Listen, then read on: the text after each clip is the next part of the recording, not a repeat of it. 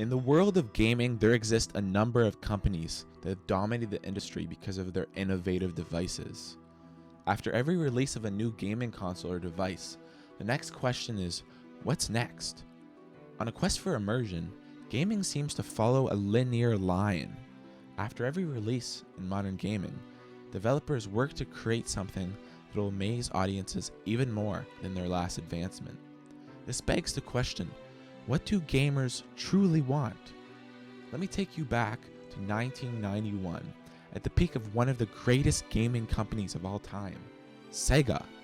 At this time, SEGA was dominating the industry with the SEGA Genesis, but people wanted more. SEGA took this into account and delved for the skies, introducing a brand new device known as the SEGA VR. This was a device that promised the ability to recreate the feeling of being inside of a game, not just staring at a screen. This amazed viewers, and the concept of VR, short form for virtual reality, really took off. Theoretically, anything was possible in the land of VR.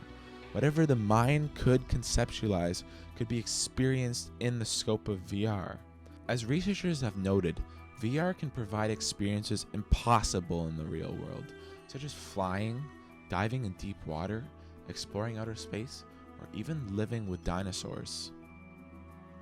But what did this device look like? The SEGA VR headset featured a black and red stylish look, which contained LCD screens on the inside of the device that you would look through.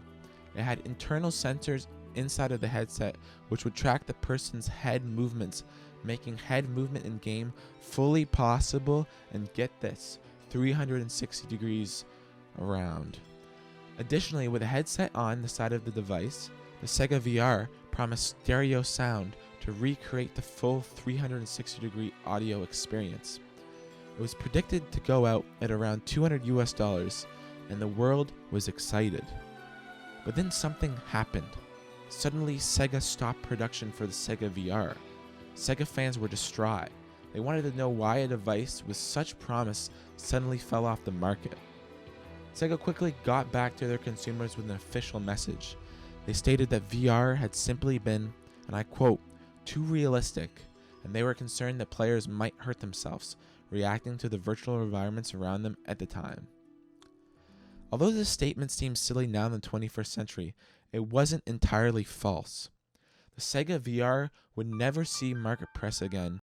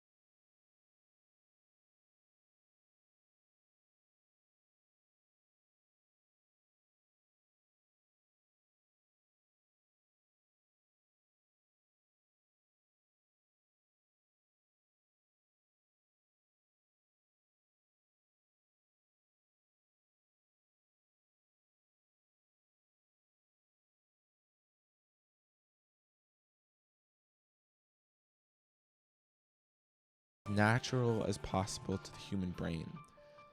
Back in 1991, this just wasn't possible. Graphics were low res, and movement was clunky. It disoriented users and resulted in the cease of distribution of the SEGA VR. In the development of virtual reality in modern day, there exists a concept known as freedom tracking, also known as spatial tracking. The SEGA VR was a 3DOF device, which stands for 3 degrees of freedom tracking. You can move your head 1 to the left and right, 2 up and down, and finally 3 sideways. However, research shows that headsets with 6 degrees of freedom tracking, moving your head left and right, up and down, and sideways, and then your body forwards, backwards, and sideways. This enables users far more freedom of movement in their virtual environment, which in turn reduces the feeling of disorientation and motion sickness. To conclude, my point is that although the SEGA VR may have completely failed in making money in 1991, that doesn't mean it wasn't important in the world of gaming and VR. The SEGA VR was one of the first devices to create buzz around the concept of VR, and because of its mistakes, we know now what works and what doesn't work. Because the SEGA VR flopped back in 1991, new devices such as the Oculus Rift and the HTC Vive can be successful nowadays. But still, this doesn't mean virtual reality will enter the mainstream anytime soon. Virtual reality devices have just entered the very beginning of their timeline. It wasn't until gaming consoles had better graphics, more stories, and 3D audio that gaming consoles truly took off. This means that we truly won't see a world where virtual reality headsets dominate the industry until they can provide an experience that is groundbreaking. Numerous possibilities exist in the world of VR: the feeling of touch, full immersive sound, spatial movement. All of these things have been thought about inside and out, and none of this would be possible if it weren't for the SEGA VR. Sometimes a small loss in history can eventually translate to a gradual victory for the future.